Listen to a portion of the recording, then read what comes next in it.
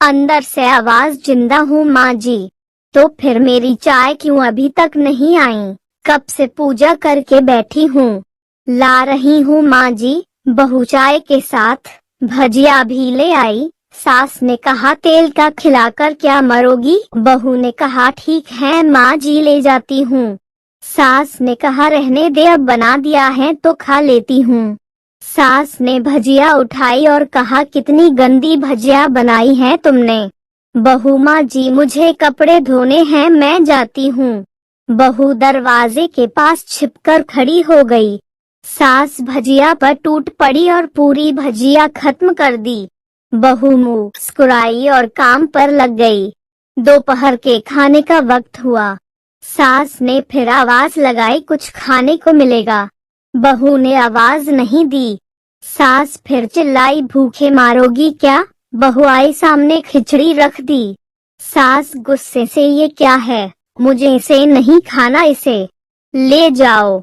बहू ने कहा, आपको डॉक्टर ने दिन में खिचड़ी खाने को कहा है, खाना तो पड़ेगा ही। सास मुंह बनाते हुए, हाँ तू मेरी माँ बन जा। बहू फिर मुस्कुराई और चली गई। आज इनके घर पूजा थी। बहू सुबह 4 बजे से उठ गई।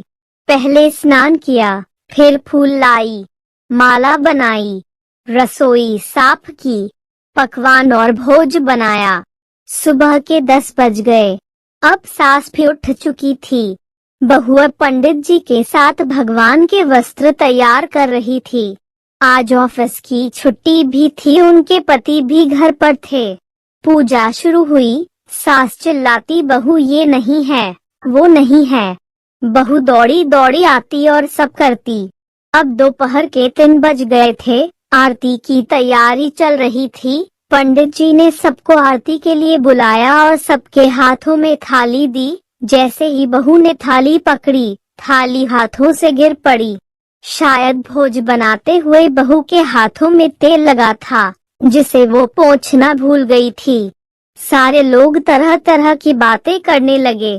कैसी बहू है, कुछ नहीं आता, एक काम भी ठीक से नहीं कर सकती, ना जाने कैसी बहू उठा लाए। एक आरती की थाली भी संभाल नहीं सकी। उसके पति भी गुस्सा हो गए, पर सास चुप रही, कुछ नहीं कहा, बस यही बोल के छोड़ दिया, सीख रही है, सब सीख जाएगी धीरे धीरे। अब सबको खाना परोसा जाने लगा। बहू दौड़ दौड़ के खाना देती, फिर पानी लाती। करीब 70-80 लोग हो गए थे। इधर 2 नौकर और बहू अकेली, फिर भी वहाँ सारा काम बहुत ही अच्छे तरीके से करती। अब उसकी सास और कुछ आस पड़ोस के लोग खाने पर बैठे। बहू ने खाना परोसना शुरू किया। सबको खाना दे दिया गया। जैसे ही पहला निवाला सास ने खाया, तुमने नमक ठीक नहीं डाला क्या? एक काम ठीक से नहीं करती, पता नहीं मेरे बाद कैसे ये घर संभालेगी। आस पड़ोस वालों को तो जानते ही हो ना साहब, वो बस बहाना ढूंढते हैं नुक्स निकालने का। फिर वो सब शुरू हो गए, ऐसा खाना है, ऐसी बहू है, ये वो वगैरह वगैरह। दिन का खाना हो चुका था। अब बहू बर्तन साफ करने नौकरों के साथ लग गई। रात में जगराता का कार्यक्रम रखा गया था। बहू ने भी 1-2 गीत गाने के लिए स्टेज पर चढ़ी। सास जोर से चिल्लाई, मेरी नाक मत कटा देना, गाना नहीं आता तो मत गा, वापस आ जा। बहू मुस्कुराई और गाने लगी।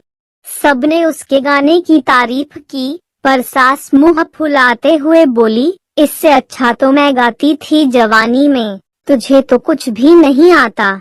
बहू मुस्कुराई और चली गई। अब रात का खाना खिलाया जा रहा था। उसके पति के ऑफिस के दोस्त साइड में ही ड्रिंक करने लगे। उसका पति चिल्लाता, थोड़ा बर्फ लाओ, तो सास चिल्लाती, यहाँ दाल नहीं है। फिर चिल्लाता, कोल्ड ड्रिंक नहीं है, पापड़ ले आओ। इधर उधर आखिरी में उसके पति की शराब गिर पड़ी उसके एक दोस्त पर और बोलत टूट गई।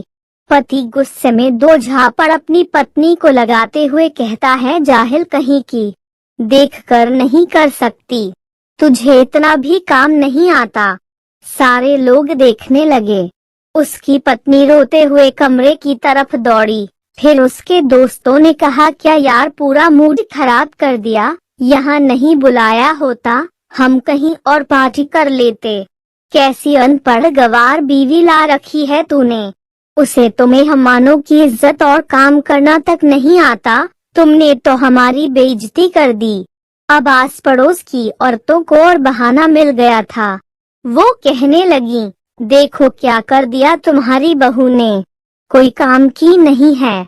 मैं तो कहती हूँ अपने बेटे की दूसरी शादी करा दो, छुटकारा पाओ इस गवार से।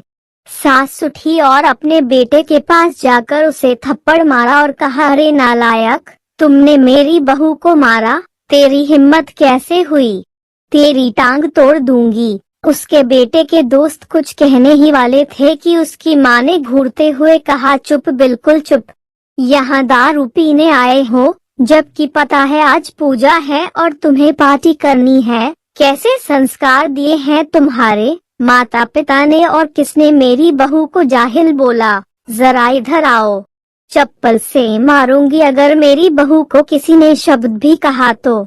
अरे पापी, तूने उस लड़की को बस इसलिए मारा कि तेरी शराब टूट गई। पापी, वो बच्ची सुबह 4 बजे से उठी है, घर का सारा काम कर रही है, ना सुबह से नाश्ता किया ना दिन का खाना खाया, फिर भी हंसते हुए सबकी बातें सुनते हुए, ताने सुनते हुए घर के काम में लगी रही। तेरे यार दोस्तों को वो अच्छी नहीं लगी, जूते से मारूंगी तेरे दोस्तों को जो कभी उन्होंने ऐसा कहा। उसके यार दोस्त चुपके से खिसक लिए। अब सास बहू के कमरे में गई और बहू का हाथ पकड़कर बाहर लाई। सबके सामने कहने लगी, किसने कहा था अपनी बहू को घर से निकाल के दूसरी बहू ले आना, जरा सामने आओ। कोई सामने नहीं आया। फिर सास ने कहा, तुम जानते भी क्या हो इस लड़की के बारे में, ये मेरी माँ भी है, बेटी भी। माँ इसलिए मुझे गलत काम करने पर डांटती हैं और बेटी इसलिए, कभी कभी मेरी दिल की भावनाएं समझ जाती हैं। मेरी दिन रात सेवा करती है, मेरे 1000 ताने सुनती है पर एक शब्द भी गलत नहीं कहती, ना सामने ना पीठ पीछे। और तुम कहते हो दूसरी बहू ले आऊं, याद है ना छुटकी की दादी, अपनी बहू की करतूत। सास ने गुस्से से पड़ोस की महिला को कहा, अभी पिछले हफ्ते ही तुम्हें मियाँ बीवी भूखे छोड़ घूमने चले गए थे। मेरी इसी बहू ने 7 दिनों तक तुम्हारे घर पर खाना पानी, यहाँ तक कि तुम्हारे पैर दबाने जाती थी और तुम इसे जाहिल बोलती हो। जाहिल तो तुम सब हो जो कोयले और हीरे में फर्क नहीं जानते। अगर आइंदा मेरी बहू के बारे में किसी ने एक लफ्ज बड़ी ई की मात्रा बोला तो मुझसे बुरा कोई नहीं होगा, क्योंकि ये मेरी बहू नहीं, मेरी बेटी है। बहू अंडरस्कोर सिसकियां लेते हुए फिर कमरे में चली गई।